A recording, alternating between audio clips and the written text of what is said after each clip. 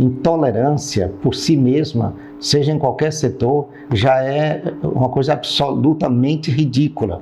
E em se tratando de aspectos religiosos, mais ainda, porquanto a religião lida com algo muito superior, que é a relação com o transcendente, com Deus, com o absoluto.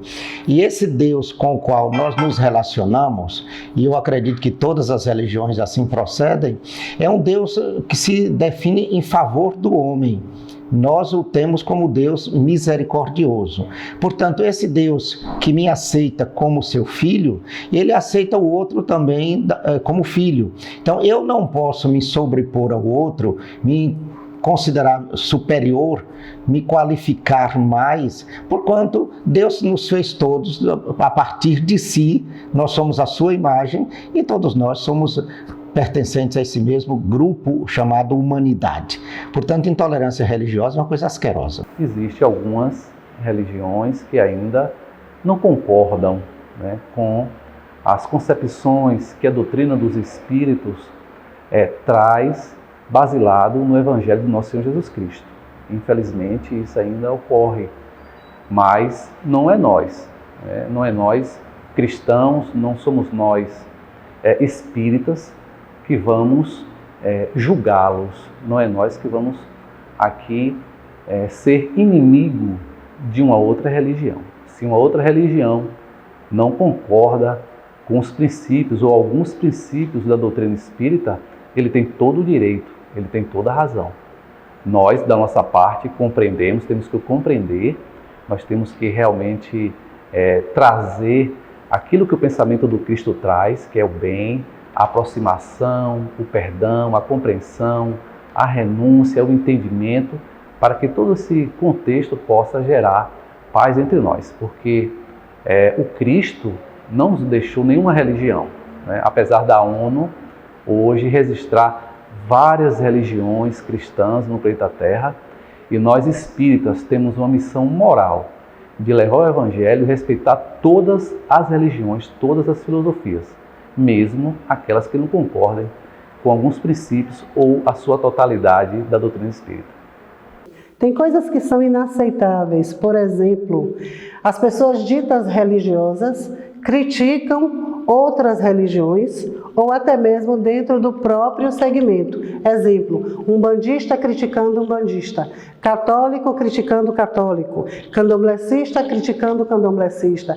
Isso é uma coisa muito triste, é uma atitude infeliz e é realmente uma intolerância visível para quem está dentro da igreja, dentro do segmento, dentro do terreiro, dentro da seita, seja como for, e que as pessoas de fora muitas vezes não sabem, mas nós precisamos combater a intolerância de dentro para fora, respeitando as diversidades, as manifestações, os cultos, as festas e tudo que compõe o cenário religioso.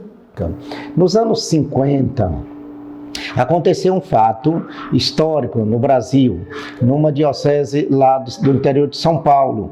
Havia um bispo nosso, regular, etc., que se envolveu muito com um determinado grupo político, o chamado getulismo. Era os anos 50, os anos daquele populismo de Getúlio, algo muito forte. E daí houve muitas divergências na relação com o Vaticano. Vocês sabem, o Vaticano, a Igreja Católica, ela tem uma realidade quase que dúplice. Ela é, em primeiro lugar, um evento teológico, e assim nós definimos a Igreja Católica, um evento salvífico, algo que procede de Deus e para levar os homens à salvação. Isso aqui é uma teoria que se materializa nas diversas ações que nós desenvolvemos, dentro desse princípio fundamental de que nós somos esse evento de salvação no mundo. Não somos necessariamente uma instituição, como a sociologia ou outra ciência qualificaria. Agora, do ponto de vista institucional, sim. E aí a igreja, para dar a cabo às suas ações sociais, etc., ela se serve de um meio chamado Santa Sé, que é um Estado político com o título de Vaticano. É um Estado político, juridicamente organizado, com a população, com as leis, com normas, com o governante, que é o Papa, etc. Então, esse Estado político, ele mantém relações com todas as nações do mundo, com todos os estados políticos do mundo. Daí que há, queiramos ou não, uma certa interferência entre a questão meramente teológica, os dogmas da fé, a doutrina cristã, e as atividades político que nós desenvolvemos às vezes conscientemente, corretamente, etc., às vezes não. E aí o Estado do Vaticano, às vezes, interfere nessas ações. Daí, por isso, nossa atividade de evangelização, que é a nossa missão, não pode ser tendenciosa, excessivamente tendenciosa, e muitas vezes o é. Não deve ser muito tendenciosa, partidária, parcial, mas uma relação com todos os governos, com todas as políticas, com todas as ideologias, com todas as filosofias, com todos os... Nós somos pluralistas. No entanto, alguns bispos, alguns padres, algumas pessoas aderem a uma determinada corrente política de um país, de um estado, e aí começam os conflitos. Esse bispo, que foi apelidado, era Dom Antônio, lá bispo de Botucatu, em São Paulo, esse Dom Antônio, apelidado mais tarde bispo de Maura, não sei por que esse título, ele aderiu fortemente à campanha de Getúlio Vargas e cometeu alguns desatinos, inclusive administrativos, no governo da diocese que ele comandava. O Papa o advertiu várias vezes, etc. Depois o transferiu para o Rio de Janeiro, rebaixou da condição de bispo titular para bispo auxiliar no Rio de Janeiro, para deixar ele um pouco em quarentena, talvez assim, stand-by. Ele não se conformou e continuou a sua militância política. Foi então excluído do redil do episcopado nacional. O Papa o afastou das suas funções. Ele então criou a igreja dele, a mesma Igreja Católica, agora só que chamada Igreja Católica Apostólica Brasileira, a chamada ICAB. Essa ICAB se tornou uma igreja cismática, rompeu com a unidade da Igreja Católica e processou aquilo que se chama a excomunhão, que antes de ser um ato jurídico, é mais um ato de fé. Ele está fora da comunhão da igreja. E ele então deu continuidade ao seu trabalho, ordenando outros padres, outros bispos. Isso teve muita polêmica, teve briga que foi esbarrar até no Supremo Tribunal Federal, mas continuou, não teve solução. Essa igreja continua, em todo o Brasil existe aqui e ali um padre da igreja brasileira, aqui em Feira mesmo tem. Nós não mantemos relações com eles, mas não brigamos também. Eles fazem lá o seu trabalho, nós fazemos o nosso. Só que eles não estão em comunhão com a Igreja Católica Apostólica de Jesus Cristo, cuja sede e governo está em Roma. Nós buscamos a tolerância, o respeito às religiões.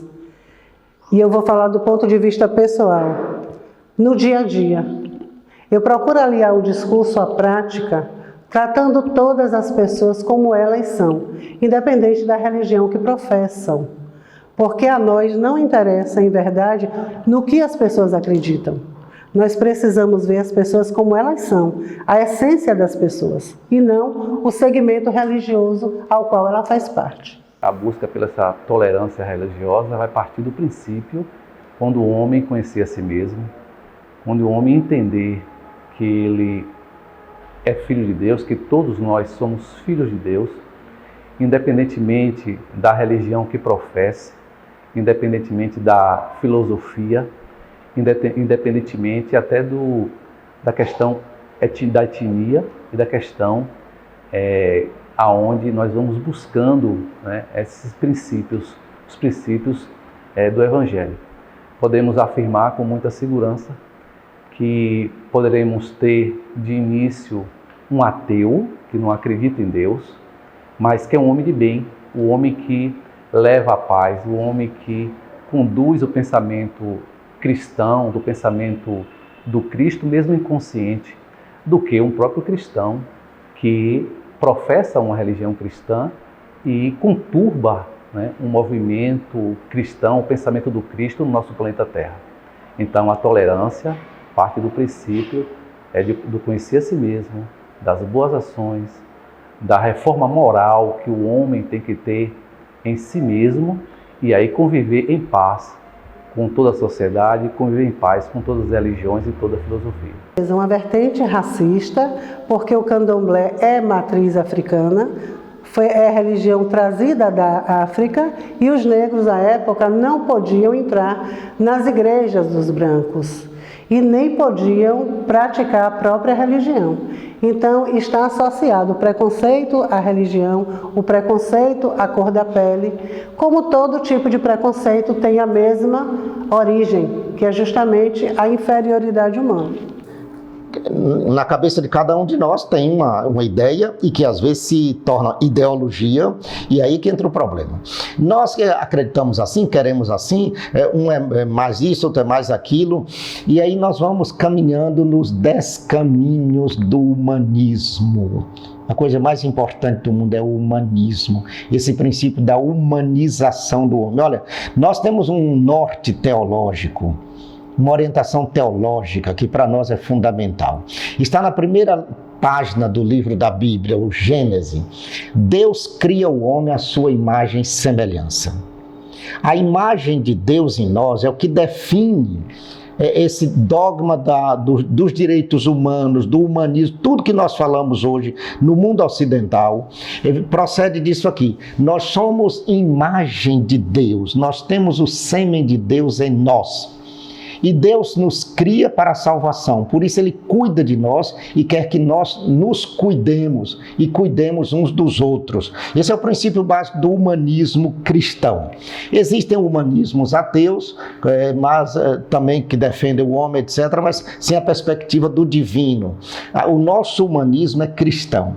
Nós somos filhos de Deus e por sermos a sua imagem, somos chamados a lhe ser semelhantes a Deus. Ele quer, portanto, que nós nos aperfeiçoemos, cresçamos, nos santifiquemos.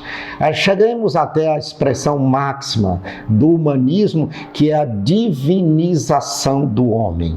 O homem é chamado a divinizar-se, isto é, plenificar-se na totalidade do seu ser, do seu corpo, não somente espírito ou alma, mas o homem todo, a inteireza do ser humano. Essa que é a nossa antropologia teológica, a nossa antropologia cristã. Portanto, não cabe nesse universo antropológico universal do cristianismo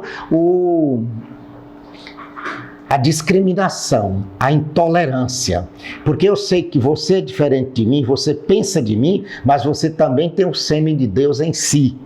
Você é a imagem de Deus e Deus lhe chama também ao aperfeiçoamento. Agora, por vieses diferentes, por caminhos diversos, você vai se aperfeiçoando, mas o que nós queremos é que todos se aperfeiçoem, todos nos aperfeiçoemos e alcancemos a estatura do Cristo Jesus, que é o Deus que se encarnou, que se fez homem, que veio a este mundo, viveu conosco como nós e por nós morreu para nos conceder a graça de uma vida santa e de uma salvação. Portanto, tolerância religiosa, tolerância ideológica, tolerância que comporta todas as diversidades, para nós é sagrado, é divino.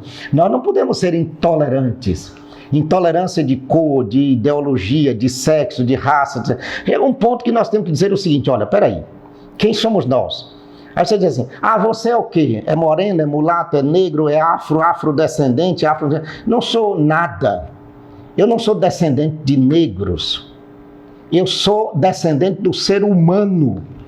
Não existe negro nem branco no plano de Deus.